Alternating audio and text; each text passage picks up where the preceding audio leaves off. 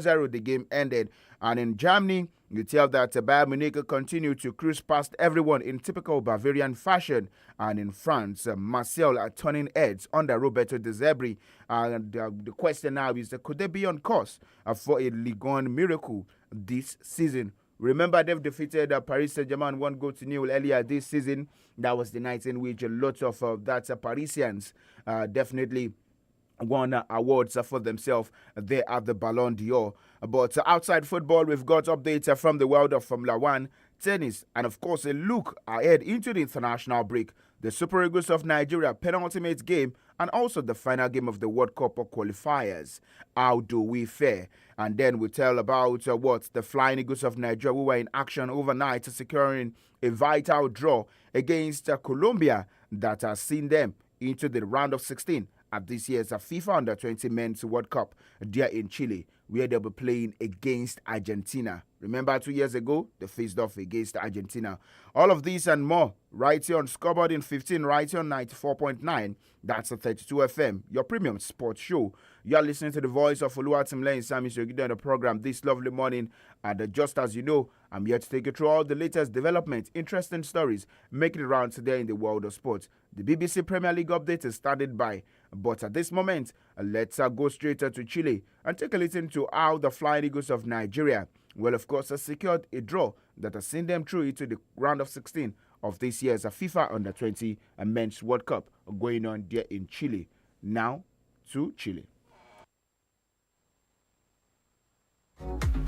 Up in Chile, Nigeria continue their quest to make the last 16 against Colombia, whose place in the next round is already assured. The stage is set in the city of Talca. So Suleiman Sani, who is more than capable of causing problems, and he's done so now. Good delivery off the woodwork. And Colombia survive by the skin of their teeth.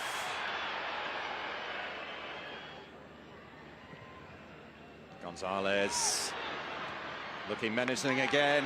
Villarreal touched off wonderfully and in. Kenneth Gonzalez has finally come to the party for Colombia.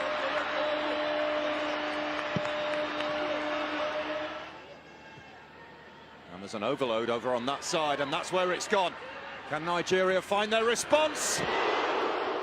Not quite. But you can't get much closer than that.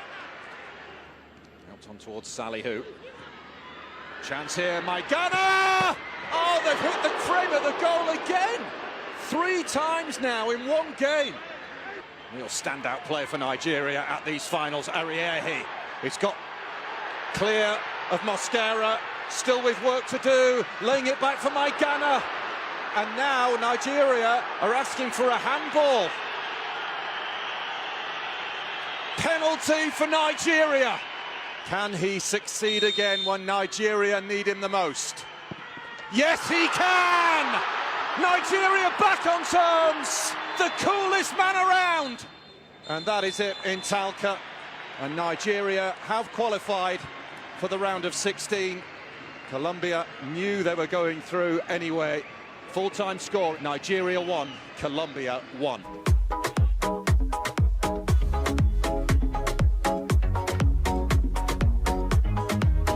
All right, so there you listen to how the game went down between the Flying Eagles of Nigeria and Colombia at the last game of the group stage of the ongoing FIFA Under-20 Men's World Cup there in Chile.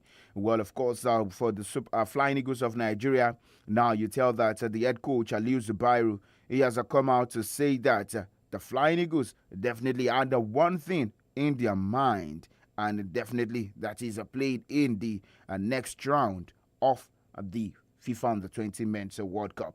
In the words of 𝐒𝐈𝐒𝐂𝐋𝐈𝐒, he said that it wasn't easy, but we stood our ground and were proactive. We knew they are physically strong and good on the ball, so we tried to deny them passing lanes, and that gave us a little edge. All we wanted was to qualify for the next round, and we are not worried about who we have to face. Now, talking about the next round, for the Flying Eagles of Nigeria. They'll be playing on Wednesday, and that will be against the South American side. That's Argentina. 8:30. That's when the Flying Eagles of Nigeria will be playing against Argentina. But you talk about the other games that went down in the early hours of today. Saudi Arabia and Norway 1-1. Yesterday, France defeated New Caledonia 6-0. South Africa also got another victory, defeating the US by 2-0. So a look at the round of 16 fixtures: Ukraine against Spain, Chile against Mexico, Colombia against South Africa, Argentina against Nigeria, Paraguay against Norway, Japan against France, USA against Italy, and Morocco against South Korea. But leaving the under-20 Men's World Cup, still talking about a bit of Nigerian football at this point. It is the Super Eagles of Nigeria, where 2 players have been called upon to replace the injured duo of Nigerian players that talking about Cyril Desasa and the Bright Asai Samuel. Well, for Zaidu Sanusi off, that's FC Porto. He has been called upon to replace Bright Asai Samuel, and Christatus Uche of Crystal Palace also called to replace Cyril Desas. Remember, on Friday, I said, let's not be surprised if Cyril Desas pulls out of the Super Eagles squad. And here we have it at this point in time. Well, let's see what will happen also when the players have started to hit the camp of the Super Eagles of Nigeria ahead of the 2 games set to be played in the final FIFA World Cup qualifying rounds. Well, in Nigerian football, also talking about the Nigeria Premier Football League for the games that went down over the course of the weekend. Was not the best of results for Ikorodu City, where of course they had to share the spoils in the NPFL. For Yimba, Rivers United also they shared the spoils. Abia Warriors defeated Kwara United there in Ilorin, and taking a look at the results, that's Barao Football Club. They lost at home to Warri Wolves 1-0. Bayelsa United and Ikorodu City 1-1. Kwara United and Abia Warriors. Abia Warriors were the victorious ones. A away victory they won in that game 1-0. Yimba and Rivers 0-0. Niger Tornadoes and Kun Khalifat 1-1. The game ended. Well, all right, let's go straight to the European scene also, where we join our partners, the BBC, to take a listen to the reaction from the games that went down yesterday. In England, it was the flock of games, and then for Manchester City, away from home, they got a 2-0 victory, and the pressure continues mounting for Ange Postecoglou, where, of course, inside they lost by 2-0 there at the St. James's Park, and you tell that the pressure is definitely getting worse for Ange Postecoglou. Let's join our partners now, the BBC, to take a listen to what they have for us as regards the updates from English football yesterday. BBC Premier League update from the home of Premier League football. Hello, I'm John Wilkinson at the BBC Sports Centre. The pressure has intensified on a Premier League manager. Nottingham Forest are without a win in 7 games in all competitions under Ange Postecoglou. They lost 2-0 in the Premier League to Newcastle. The Australian insists he will do all he can to turn things around, though. I want to be here. That's where I want to be. I didn't have to be here. I could have been sitting on the couch watching the game at home. So I'm here, and this is where I want to be. Love a fight. We've got a fight on our hands. I knew it would be a fight. I knew it would be a struggle. Always is when you want to try to create something.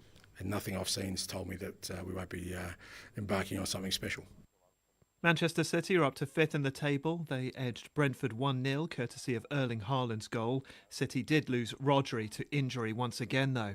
Everton ended Crystal Palace's unbeaten start to the season 2-1. Jack Grealish got the winner, and he says he's not sore about his omission from the latest England squad, despite his good form. Do you know what? I don't think it's as deep as everyone says. No. I think at the end of the day, you want to play for the national team, but people are doing well in my position, so I'm doing well also. The guys that were picked last month played really well in the 2 games, so that's fine with me. You know, that's the manager's decision, and I fully respect that. So all I want to concentrate on is playing here for Everton. Aston Villa beat Burnley 2-1, and Wolves and Brighton drew. For more football news from the BBC, go to bbc.com/football. BBC Premier League update from the home of Premier League football. All right, away from English. All right, away from English football, talking about Spanish football now. For FC Barcelona, they lost 4-1 to the hands of Sevilla, and you tell that Akko Adams have been invited to the folds of the Super Eagles of Nigeria. He got a goal again in back-to-back games for Sevilla as they defeated FC Barcelona 4-1. For Atletico de Madrid, they were unable to cluster a victory as the game ended 1-1 also yesterday. And talk about Italian football, like I said, Christian Pulisic lost a penalty kick to give that AC Milan victory over the old ladies of Turin, that's Juventus, as the game ended 0-0. And Rasmus Højlund scored the winning goal as Napoli came from a goal down to defeat Genoa by 2-1. And talking about German football also, Bilal El Khanous took Stuttgart to a 1-0 victory over Edenhem and into fourth place there in the German Bundesliga. In French football also, Kylian Mbappe scored a late equalizer against his former club as Lille held the leaders Paris Saint-Germain to a 1-1 draw yesterday. He was released in the year 2024 alongside his brother without scoring a goal for Paris Saint-Germain. All right, so let's leave football stories and talk about tennis, where Jannik Sinner, the defending champion of Shanghai Masters, was injured. But last year's runners-up, Novak Djokovic, battled back from a set down to reach the last 16. And you tell that for Novak Djokovic, it seemed like the favorite now to win the Shanghai Masters after Taylor Fritz fell to big 7 Mitsubishi Picard in Shanghai. Well, in the female game also, Amanda Anisimova continued her breakout year with victory over Linda Noskova to win the China Open and claim their second WTA 1000 title, 6-0 to 6-6-2. That was the victory for her against the Czech, who she also beat on her way to the final at the All England Club. Talking about Formula One story as well, you have Mercedes George Russell, where he won the Singapore Grand Prix. That was on Sunday, yesterday, ahead of Max Verstappen, Lando Norris, as McLaren also clinched the Formula One Constructors' Championship, their 10th. And they tell that it is now left to be seen who is going to win the driver of the season. That's the championship driver.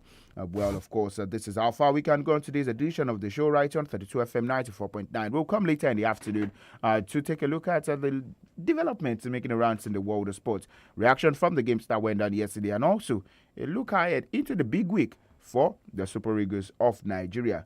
And maybe all of us in Group C. We have South Africa, we have Rwanda, we have Benin, we have Zimbabwe, and then the Super Eagles of Nigeria. I am SAMIES, your sports captain. I say do enjoy the rest already, and bye for now.